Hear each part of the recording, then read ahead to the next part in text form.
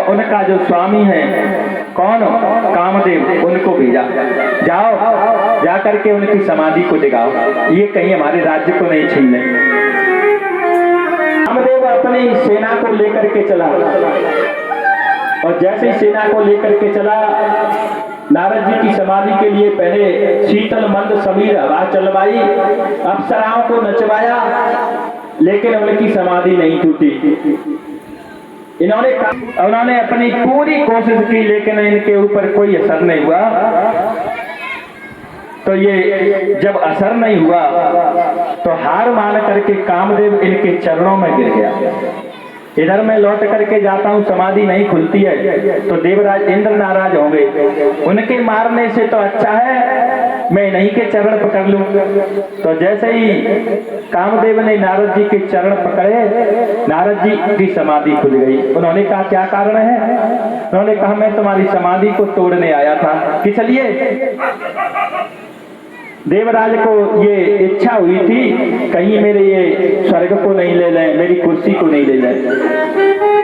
तुमने फिर क्या देखा? नारद जी कहने लगे कि तुमने यहाँ आकर के मेरी समाधि को देखते हुए क्या देखा? कामदेव ने कहा आप तो आप ही ठहरे, क्योंकि भगवान शंकर ने तो केवल काम को ही जीता था, आपने काम तो मुझको जीत लिया।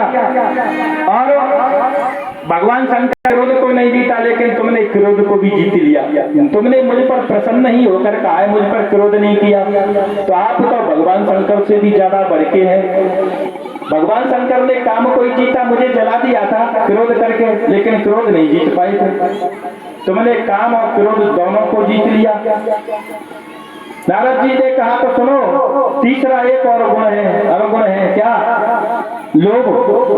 तो मैं लोभ को भी जीत रहा हूं। इंद्र से जाकर के कह देना कि इन्होंने किसी को इंद्रासन को भी ले सकता था, लेकिन जाओ तुम्हें, मुझे कोई भी इंद्रासन का भी लोभ नहीं है। इसलिए काम, क्रोध और लोभ, मैं इन तीनों को जीत चुका हूं।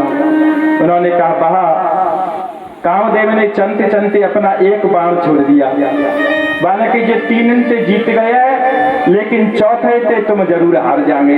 कामदेव चलते चलते कह गया वाह वाह, क्योंकि उन्हें वाह वाह की प्रशंसा का बाण उन्हें दे गया। क्योंकि आदमी काम जीत ले, क्रोध जीत ले, लोभ जीत ले, यदि वो अपनी प्रशंसा को जीत लेता है तो वो तो सच्चा संत है। और जिसकी प्रशंसा सुन करके वो बस भूल गया, कैसे कंजर पसीन है ये गुब्बारे, कैसे कंजर पसीन है ये गुब्बारे, जरा सी हवा पाकर फूल जाते हैं। ये गुब्बारों को आपने देखा होगा, बच्चे जन्मदिन पर इनमें हवा देते हैं तो फूल जाते हैं। कैसे कंजर पसीन है ये गुब्बारे, जरा सी हवा पाकर फूल जाते हैं और पृथ्वी से थोड़े ऊपर उठे नहीं कि अपनी औकात भूल जाते हैं। अपनी पृथ्वी से थोड़े ऊपर उठे नहीं कि वो अपनी औकात को भूल जाते हैं। क्योंकि गुब्बारे तो फूलते हैं कैसे? हवा पाकर। गुब्बारे तो फूलते हैं हवा से, और ये आदमी फूलते हैं कैसे? हवा से। हवा में भी क्या होता है? हवा का उल्टा कर दो, बाह बाह, दो चार बार किसी की बाह बाह कह दो तो आदमी भी एकदम फूल के गड़गड़ हो जाता है। तो कितने कंजर पसी है गुब्बारे, जरा सी हवा पाकर फूल जाते हैं और पृथ्वी से थोड़े ऊपर उठे नहीं कि अपनी औकात भूल जाते हैं। ऐसे ही आदमी है। आदमी गुब्बारा तो फूलता है हवा, और हवा का उल्टा कर दें तो आदमी फूलता है बाह से। तो नारद जी के लिए कामदेव एक बार छोड़ गया, 3 बार तो उन्होंने जीत लिए काम, क्रोध, लोभ, लेकिन बाह छोड़ गया। अरे आप तो भगवान शंकर से भी ज्यादा ऊंचे हैं, वो तो केवल काम को ही जीत पाए, आपने क्रोध को और लोभ, इन तीनों को जीत लिया। बस प्रशंसा का बाण छोड़ गए नारद जी। अब वह प्रशंसा के ही बाण में इतना अटक गए, नहीं मैं तो वास्तव में ही शंकर से ऊंचा हूं। अब तुरंत ही वे भगवान शंकर के पास गए। भगवान शंकर